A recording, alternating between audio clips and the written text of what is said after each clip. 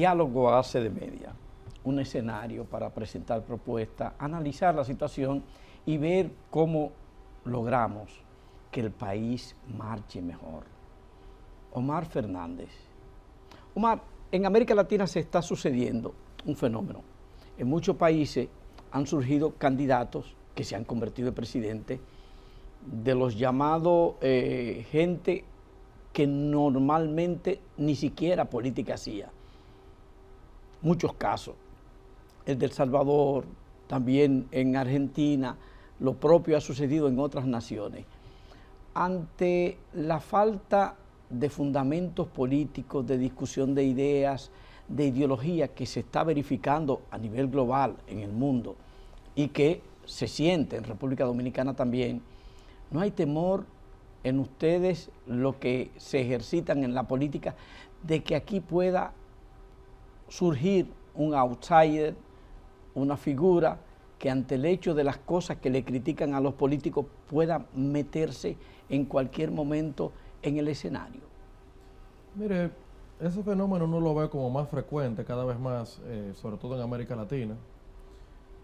Ya es menos raro uno ver que una persona que no viene propiamente del mundo político se presente como candidato, logre prender en las encuestas y luego finalmente se hace de una posición. Eso es como cada vez más normal.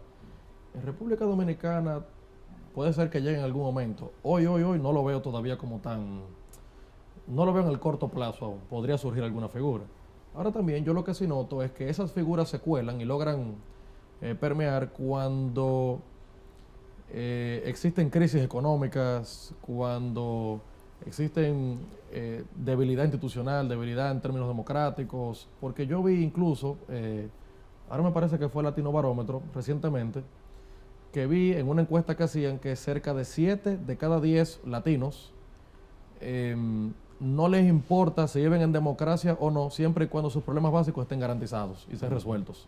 O sea, parecería como que a la gente poco le importa si viven en un régimen más o menos autoritario o en democracia, porque no vinculan su bienestar a que viven en un estado democrático. O sea, para ellos la democracia no es la solución a sus problemas. Entonces, no cuando hay ese bajo nivel de conciencia que se cuelan esas personas. En República Dominicana no lo siento así todavía, podría llegar. Yo sí creo que la política no es para gente que, diríamos, no es para improvisados, no es para gente que llegue sin ningún concepto, ni para populistas tampoco. Yo creo que es para gente que conciba y comprenda bien cuáles son los problemas de nación, cómo atenderlos, los más urgentes sobre todo, y entender que hay problemas, diríamos, históricos que aún no superamos, no solo en República Dominicana, en el mundo, seguridad ciudadana, crisis alimenticia, el tema de empleo, equidad entre hombre y mujer, falta de oportunidades, pero también vienen nuevos temas, disrupción tecnológica, inteligencia artificial, cambio climático, en fin, esos temas. Entonces yo creo que es como una combinación de los dos.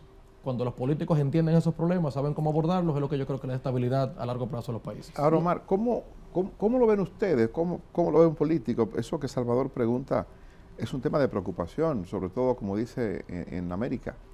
Preocupa por que de repente un empresario o una gente que sencillamente es un influencer o tiene algún vínculo con organizaciones sociales, decide y da un salto y cae en la política, y el resultado que conocemos no es bueno.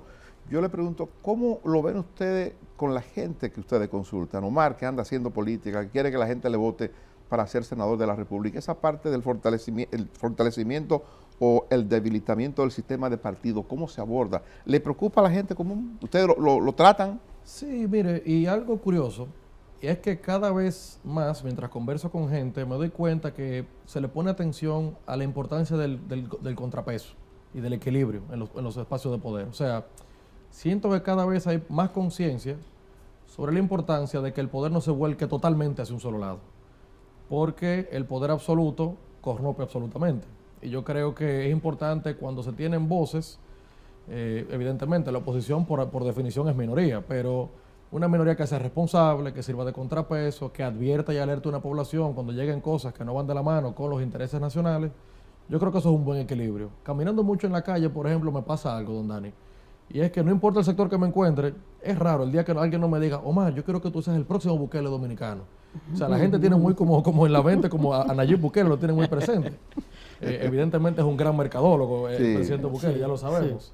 Ahora, fíjate cómo la gente interpreta y ve que como él resolvió un problema histórico en El Salvador, que es el tema de la inseguridad que se vivía allí, y lo resolvió con métodos, bueno, que podríamos discutir aquí en este espacio, pero a la gente lo que le importa es que el problema se resolvió y punto. Entonces, ahí me llama la atención eso que dice el Latino Barómetro de los 7 de cada 10, y por eso yo creo al final que es importante como entender los problemas, saber cómo abordarlos, y sobre todo explicarle a la gente la importancia de los contrapesos que siempre son sanos para la democracia. Mire, Omar, yo vuelvo al Congreso, usted prefirió ser candidato y ganarse esa diputación. ¿Cómo se preparó Omar Fernández para llegar a esa hoguera que es el Congreso? Una persona, un circunspecto, esa parsimonia, esa calma, al que ven como el hijo del expresidente. ¿Cómo se preparó? Bueno, aquella campaña fue rarísima, porque imagínese usted que vino un COVID. Las campañas se hacen mucho en el territorio, conversando con la gente, de repente ya no se podía salir más. Migró hacia una campaña casi 100% digital, en la que había mucha comunicación en redes sobre todo, y entonces bueno, eso obligó a que uno como que se reinventara rápidamente en medio de la campaña, no yo, todos los candidatos a nivel nacional. Pero también siempre digo que el que me acompañara un equipazo como el que me acompañó, jóvenes, pero también mucha experiencia de veteranos de la política que me ayudaron rápidamente a enderezar el barco, yo creo que nos ayudó a convertirnos en diputados. Ahora bien, yo llegué a un sitio desconocido totalmente para mí. Hay una curva de aprendizaje muy fuerte. Uno llega a la Cámara creyendo que uno va a convertir todos sus proyectos en ley y se da cuenta que la dinámica no es como uno cree. Mire, que yo llegué cargado de ilusiones y esperanzas, que las mantengo, pero hoy estoy muy aterrizado. Hoy ya sé realmente cómo que él echa el agua al coco allá en el Congreso Nacional. Y entonces, yo que soy de una bancada minoritaria, 19 diputados que suena mucho, hasta que les recuerdo que es un 19 de 190, me hizo entender que requiere de muchísimo consenso. Yo tengo que hablar con los PRMistas, con los PLDistas, con los reformistas, con todos, para lograr aprobar los proyectos. Así que, diríamos, hoy voy hoy camino a un Senado de la República que en su matrícula es mucho menor, solo 32, no requiere ese nivel de conversación con 190 diputados, pero en el que albergo que allí sí pueda yo rescatar mis proyectos que sometí como diputado y con mis nuevas ideas también poder ayudar a que tengamos una mejor República Dominicana. A propósito de proyectos, recién acaba de presentar un proyecto. Sí, eso es correcto. Para lo de el anticipo del 10% correcto. A las MIPYMES, a las pequeñas empresas, y reajustar el pago de las MIPYMES. ¿Cómo le dará curso a ese proyecto depositado? ¿El por qué y para qué? Claro, bueno, el por qué es muy simple. Son muchas horas, largas horas de conversaciones con comerciantes, con emprendedores, con trabajadores por cuenta propia, con trabajadores dominicanos. Y los que pagamos nuestros impuestos, yo también tengo mi oficina de abogados en la que los pago, me doy cuenta que los anticipos no permiten que las pequeñas, micro y medianas empresas puedan florecer. Y un dato muy curioso es que el Estado recauda, fruto de los anticipos, todos los meses, aproximadamente 9.000 millones de pesos. De esos 9.000 millones de pesos mensuales, el 90% lo aportan el 5% de las empresas que pagan sus impuestos, que son las grandes contribuyentes.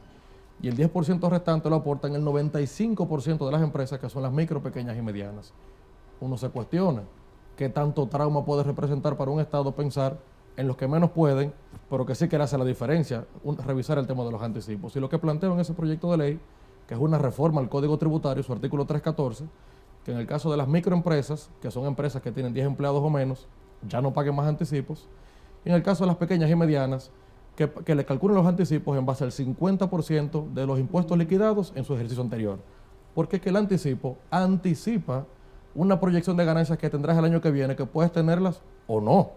Entonces yo creo que partimos como de una presunción que puede no ser. Y hay que pagarlas de todos modos. Correcto, y hay que pagarlas. Entonces yo creo que eso sí va a permitir que los comerciantes, los emprendedores puedan crear riquezas, crear nuevos empleos y seguir aportando a la capital de la República Dominicana. Eso es lo que yo creo. Mire, Omar, con el perdón de Freddy y de Napoleón, que deben preguntar ahora, pero para no irnos del tema, hay una versión que da cuentas de que hay conversaciones con congresistas ya en este momento para discutir en la transición. Las elecciones son el 19 de mayo a agosto hay un trecho, y lo que se dice es que hay conversación con algunos congresistas y con algunos expertos en materia económica para ver lo de la reforma económica que pudiera producirse en el periodo de transición. Le pregunto si a usted lo han contactado y si a propósito del planteamiento del anticipo del que estamos hablando ahora, le han llamado para decirle que eso pudiera verse en la reforma. Bueno, en mi caso no me han contactado todavía, es un rumor que cada vez parece más realidad. En realidad tenemos que recordar, don Dani, que es un pacto fiscal que manda la Ley de Estrategia Nacional de Desarrollo 1-12 del año 2012. Tenemos un retraso de 12 años. Por supuesto, mandaba ese pacto fiscal, las palabras decían más o menos que va a requerir de un consenso de las fuerzas políticas, nacionales, las fuerzas vivas, que esperamos que sea así evidentemente, pero que mandaba que de manera progresiva se aumentara la presión fiscal respecto al Producto Interno Bruto, que para el año 2018-2019 tendríamos una presión fiscal de cerca de un 19%. Hoy se mantiene en un 15% del cual se le dedica un 4% solamente a educación. O sea, primero lo manda la ley. Segundo, es un rumor. No sabemos si será o no será. Pero de llegar a ser, ojalá incluyan este tema de los anticipos, si no es que antes se convierte en ley a través de una reforma del Código Tributario. Como es un rumor y no sé si es verdad, a mí se me votó para ser diputado hasta el 15 de agosto a la medianoche. Por eso yo no tenía que esperar ni siquiera ser senador para someter este proyecto. Por eso ojalá los legisladores dejen a un lado banderas, partidos y colores, lo tomen en cuenta y si no viese la luz en mi gestión como diputado, lo someteré igual como senador también. Omar, aquí en las discusiones entre políticos siempre se ha dicho que con relación a Estados Unidos, a Dominicana le ha ido mejor con los republicanos que con los demócratas. Ahora mismo el candidato republicano tiene problemas, pero está puntero en las encuestas. ¿Tú crees que realmente después del trato que le ha dado el presidente Biden al país, que lo ha dejado sin embajador durante todo este tiempo, le conviene más Trump o le conviene más Biden? Bueno, esa es una pregunta que realmente serán los norteamericanos finalmente los que tendrán que decidir su suerte y su futuro respecto de su presidente. Yo creo que si bien ciertamente hace como falta que tengamos esa figura del embajador en República Dominicana por múltiples razones, y ahí sí, nada, creo como que faltó ese detalle por parte de Estados Unidos con nosotros, también no podemos olvidar que Estados Unidos... Y sobre la posición de Trump con respecto a los migrantes. También no podemos perder de vista que Estados Unidos es nuestro principal socio comercial y lo que significa en términos económicos para nuestro país y que sin duda es un país con el que queremos tener siempre extraordinarias relaciones.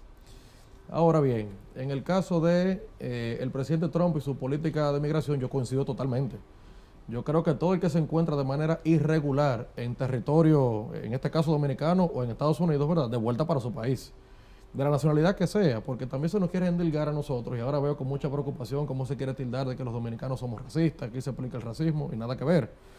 Yo lo que sí creo que si usted es suizo, alemán, francés, de la nacionalidad que sea, o haitiano, y está de manera irregular en suelo dominicano, de vuelta para su país, es tan simple como eso. O sea, si Estados Unidos aplica esa política, ¿por qué no podemos aplicarla nosotros? Eso yo coincido bastante con el presidente Trump y con la visión republicana en ese sentido. Es decir, que tiene observaciones críticas hacia los pronunciamientos que hace Amnistía Internacional de que República Dominicana es un país racista y que debe parar la deportación de ciudadanos haitianos. Totalmente, porque es que parece, don Dani, que Amnistía Internacional no se termina de dar cuenta que es un país soberano, independiente. Aquí no estamos para cogerle línea a nadie, aquí estamos para ser miembro solidario de una comunidad internacional que entiende la situación de Haití y que el más preocupado por su situación, el que más quiere la mejoría de Haití, debemos ser los dominicanos, porque mientras mejor está Haití, menos nos afecta a nosotros. Ya es un problema que no solamente afecta a la República Dominicana, es un tema ya regional, se van a Centroamérica, se van a Sudamérica y hasta Norteamérica también. Ahora, que no nos obliguen a más allá de lo que nosotros hemos hecho por Haití, que de hecho, República Dominicana históricamente ha sido el país más solidario con Haití. Encuestas de trabajo, antes y después del debate. No, el debate me cambió la vida, debo decir. El debate me cambió la vida. La verdad que me ayudó bastante y qué bueno, porque yo creo que el debate ciertamente fortalece la democracia, es un método más, pero permite que la gente contraste directamente con los candidatos en vivo cómo piensa cada cual sobre los distintos temas. Así que yo felicito mucho esa iniciativa y estoy listo ya para el debate que viene próximamente de Ángel también. Así que ahí nos veremos en unos días. Qué bien. Omar, ¿cómo te ha cambiado la vida condición de diputado ahora, aspirante a ser senador de la República, al Omar que era antes de estar en el Congreso. O sea, ¿no extraña esos tiempos de juntadera con los muchachos, fuera de la oficina, tiempo de ocio? Mire, don Dani, la vida es un equilibrio. Yo creo que todo debe tener como un balance, porque yo decir aquí que me dedico solamente a trabajar tampoco es así. Yo trato de sacar tiempo para mi familia, para mis amigos. En estos días, por supuesto, menos, porque en este tramo final de la campaña me pasan días que no veo a mi mamá, y eso obviamente no es como lo que uno quiere, pero le diré, mire, mi paso por la Cámara de Diputados ha sido la experiencia más maravillosa de mi vida. Yo siento que me transformó de verdad. Cuando yo pienso en el Omar del 2019, 2020, y incluso veo mis entrevistas, como yo hablaba en el 2019, yo tengo que apagar la televisión, porque yo, o sea, siento que he evolucionado mucho, gracias a Dios, pero también porque el haber pasado por el Congreso me hizo entender cuántas cosas tan importantes se discuten en un espacio a veces de puertas cerradas, y que lamento que la gente a veces no le ponga la debida atención, porque ahí se habla mucho de política y a veces los políticos creemos que la gente no pone más atención de la cuenta, y no es así. Y el haber estado en una cámara y haber coincidido con un Alfredo Pacheco, que me ha guiado, que me ha enseñado, que me ha aconsejado un montón de veces. La gente nunca lo imaginaría, pero yo con Pacheco tengo una relación, mire, que de verdad son de las cosas que le doy gracias a Dios haberlo conocido a él. Se siente mimado. Te enseñan los trucos de los lanzamientos Todo, en la todo, cámara. la curva, la recta, el slider, todo lo he aprendido con él. Pero igual con Rubén Maldonado, que fue el primer vocero que tuvimos, fue presidente de la Cámara, mi compañero. Lo propio también con otros amigos del PRM, mira, Orlandito Jorge, que es de mi edad, pero también de él he aprendido mucho.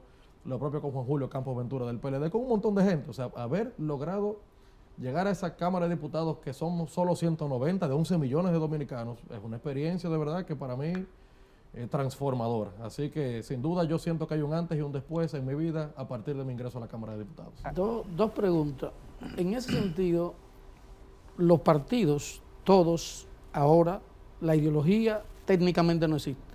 Es decir, antes te formaban, tú eras de la izquierda, eras de la derecha, de una formación marxista, centro derecha. Ahora, si uno mira los programas de todos los partidos, son iguales. Entonces no se renuncia a convicción, parece. Y ahí viene la pregunta, si usted entiende que prima más el interés propio, económico y aspiraciones personales que el principio fundamental del ser. Uno. Y la segunda es cómo te sientes tú donde las encuestas te colocan en una posición por encima de candidatos contrarios, incluyendo el oficialista, y la frase de la gente es que el Estado, el gobierno, se echó arriba al candidato. ¿No temes tú que te derrote el Estado? Bueno, a su primera pregunta, le diría que yo soy de los que alberga la esperanza de que la política todavía continúe abrazando causas y que las ideologías continúen presentes, porque ideologías es lo que al final te mueve y explica cómo tú piensas sobre los problemas cotidianos de la gente. Claro, también yo creo que los problemas no distinguen de ideología. Yo creo que el pragmatismo también es importante en la política, sin duda alguna. Ahora, lo que yo sí creo que no debe ser lo normal es que lo que te empuje a moverte en la política sea ir detrás de un cargo y no de una causa. Porque a fin de cuentas creo que cuando abrazas y defiendes causas, eso termina llevándote a un cargo.